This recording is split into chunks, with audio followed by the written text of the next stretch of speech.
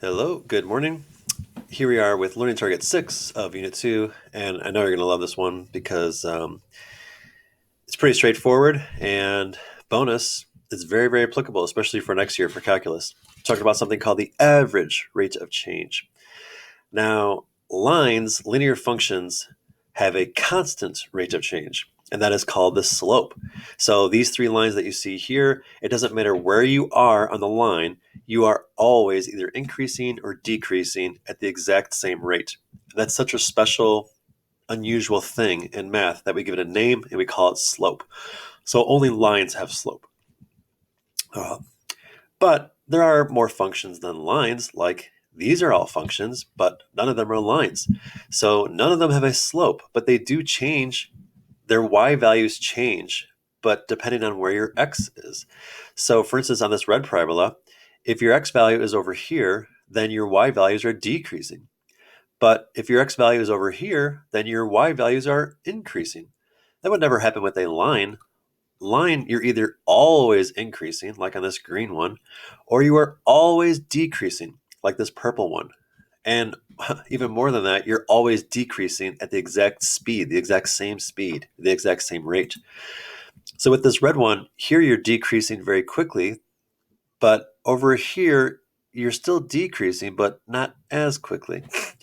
And then, of course, this purple one is a trig function, and you're increasing and decreasing just forever. So how do you determine these rates of change? Well, calculus is one of the most fundamental and wonderful things about calculus next year is that you will find a formula pretty quickly to find all of these rates of changes. But for now, in pre-calculus, we're just going to find the average rate of change. So we're going to do the best that we can without calculus. And what that means is you're going to find what's called a secant line. So here is that green parabola from that previous graph. And again, the y values are, well, they're increasing over here, and then they begin to decrease. So the change of the y values are always changing. So I'm going to give you a specific domain. Like I'm going to say from -2 to +1. So when x is -2, that's about right here, till when x is +1. Well, from -2 to +1, you're clearly decreasing, but how fast are you decreasing? What's your rate? What you'll do is you'll imagine a line going through those 2 points, and that's called a secant line, and you'll just find the slope of that line. So it's really just the slope formula. You're going to take the y value when x is -2 minus the y value when x is 1. You're going to subtract those two things. You're going to divide them by the difference of the x values, and that will be your average rate of change. So learning target 6 is really is slope, but the slope of a secant line on a graph, on a nonlinear graph. And then you could just kind of estimate f of -2 looks like it might be -2.2 or something, and f of 1 looks like it's -7.5. I don't. You can just estimate. Another example, what's the average rate of change between -5 and -9? Well, here's -5, here's -9. You always read from left to right. So moving left to right, you are increasing. If you were going to follow the path along this green parabola, you are definitely increasing. Your y's are increasing, but how fast? In other words, what's the rate? So you would find the slope of this line. So you would just find the y value when x is -5, find the y value when x is -9, subtract them, subtract the x's, and you have your average rate of change.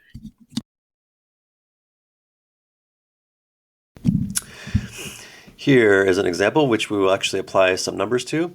So this graph shows you the average heights of an American male from birth till actually from 1 year old, from a 1 year old to a 20-year old. So it is obviously not a line. It's some sort of very unusual polynomial, but maybe a piecewise function. I don't know. But to find the precise rate of change would require calculus. We're going to find the average rate of change between the 13th year and the 18th year. So I really finding the slope, the y value when x is 13, the y value when x is 18, and subtract them. Well, the y value of the 13th year is 57 inches, And the y value of the 18th year is 76 inches. So it's really just 57 minus 76. Don't forget, you're comparing that to your x's. So 13 minus 18 is negative 5. That gives you negative 19 over negative 5, which is exactly 3.8. What does that mean? What does 3.8 mean? Mathematically, it's just the slope of the secant line.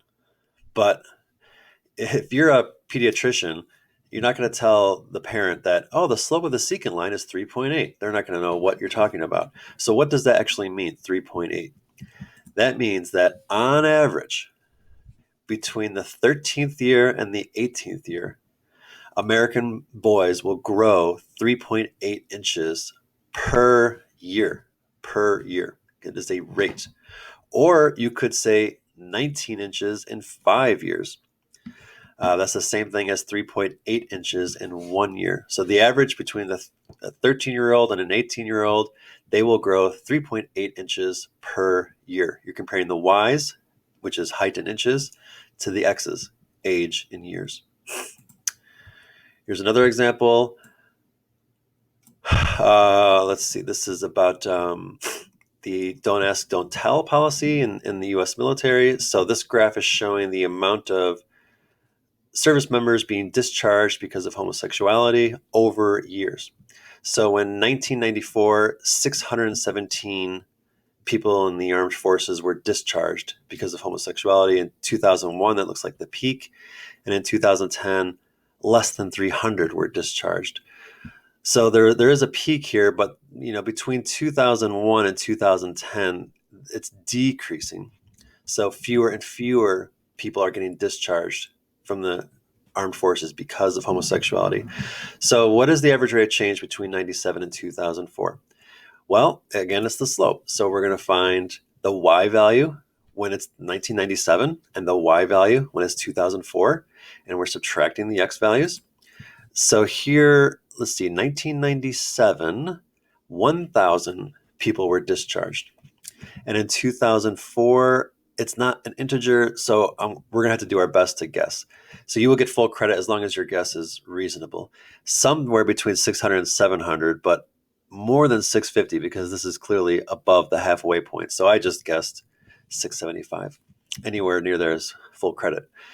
So 1,000 minus 675 is positive 325, and you get negative 46. Let's draw a secant line too. So 1997 to 2004. What we just did was we found the slope of this line. And the slope of that line is negative 46, which means this line's y values are decreasing, or going down 46 every time I go over 1.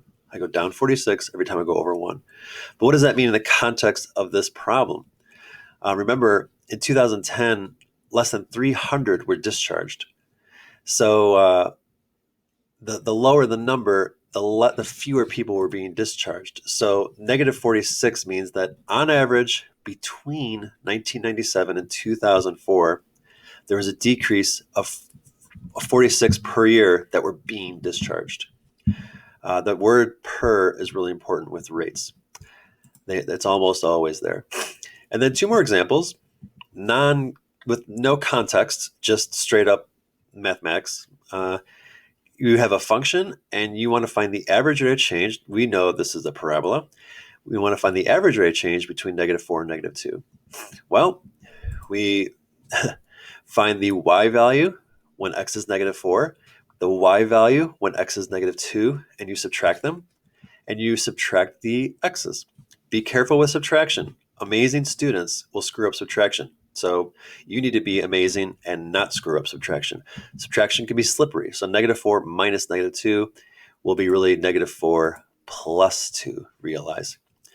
Up here, h of negative 4, well, h is negative x squared. So negative 4 is going to be squared, and then you're going to multiply it by negative. More than one person made a mistake here on the previous tests or quiz, I can't remember. And then negative 5 times x, so this is negative 5 times negative 4, which this will become positive 20. But what will this become? this will become negative 16. You square negative 4, that becomes positive 16. You multiply it by negative 1, it becomes negative 16. And then minus h of negative 2. Well, h of negative 2 is 3 things. So you will need a grouping symbol for sure, or you're going to be very frustrated because you're never going to get it right. Grouping symbol, I always like to include brackets because I feel bad for brackets. They don't get used a lot. But you can use parentheses. And then it's just evaluation time. So like I said, this becomes negative 16. This will become negative 2 squared is positive 4, but multiplying by negative becomes negative 4. And negative 16 plus 20 plus 8 is 12. And negative 4 plus 10 is 6, plus 8 is 14. So this is 12 minus 14, which is negative 2. And negative 2 divided by negative 2 is 1. Whew. So the average rate of change of this parabola from negative 4 to negative 2 is 1. That means that if I were to graph this parabola and view when x equals negative 4 and when x equals negative 2, it would be going up 1 unit, 1 over 1. So it would be going up 1 every time you go to the right one. Just as a bonus, if this will be kind of a joke here, 14x plus 1. Let's say I gave you this on a quiz or a test, and I said, here's a function. Find the average rate of change between x equals 800 and x equals negative 91. Well, the joke is that you don't have to show any work, and you should just put 14 and receive full credit and snicker if you get the joke. Because this is a line. 14x plus 1 is a line. And lines have a constant rate of change. And that is called, it's so special. They give it another name. They call it slope. So the slope of this line is 14. It is always going up 14 units every time you go over 1. It doesn't matter where you start or where you end up. You will always go up 14 and then over 1. It doesn't matter if you start at negative 91 and end at 100. It's the same rate. So this, and if you do plug it into this formula, f of 800 minus f of negative 91, and divide, you'll get positive 14. Okay, this one, we don't know what, we know it's a function because it's using function notation. We don't know if it's a line or a parabola. I don't know what it is. I just want to find the average rate of change between 1 and 9. Well, I know the y value when x is 1. It's 21. And I know the y value when x is 9. It's 77. So it's f of 1 minus f of 9. So 21 minus 77. And what does that equal? Negative 56 divided by negative 8. So it is 7. So that means between x is 1 and x is 9, the average rate of change is an increase of 7. So you go up 7 over 1.